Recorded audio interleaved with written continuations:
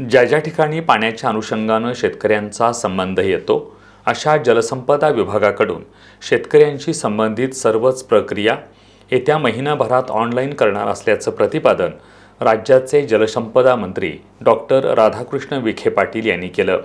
कोल्हापुरात महाराष्ट्र कृष्णा खोरे विकास महामंडळ पुणे-अंतर्गत कृष्णा खोरे जलसंपदा विभागीय कार्यालयाच्या उद्घाटन सोहळ्याप्रसंगी ते बोलत होते.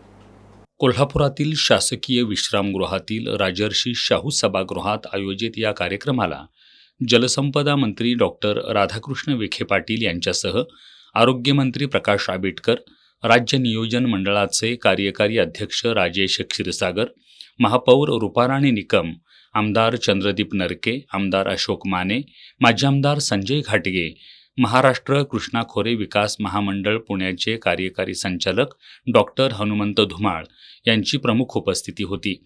यावेळी मान्यवरांच्या उपस्थितीत महाराष्ट्र कृष्णा खोरे विकास महामंडळ पुणे अंतर्गत कृष्णा खोरे जलसंपदा विभागीय कार्यालयाचं उद्घाटन करण्यात आलं.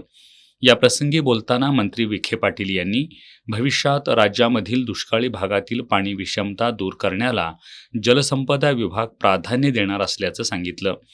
जलसंपदा विभागाचे अधिकारी धरणाच्याच ठिकाणी कार्यरत राहतील याचं नियोजन सुरू आहे.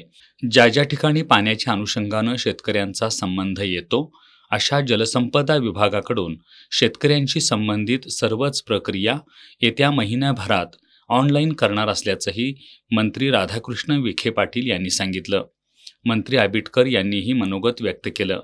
यावेळी मुख्य अभियंता श्रीमती अलका अहिरराव, अधीक्षक अभियंता चंद्रशेखर पाटोळे, तत्कालीन अधीक्षक अभियंता अभिजित म्हेत्रे, उप अधीक्षक अभियंता संजय पाटील, कार्यकारी अभियंता ज्योती देवकर यांच्यासह सांगली आणि सातारा इथले अधीक्षक अभियंता तसंच जलसंपदा विभागाचे इतर कार्यकारी अभियंता, उप अभियंता, अधिकारी, कर्मचारी उपस्थित होते.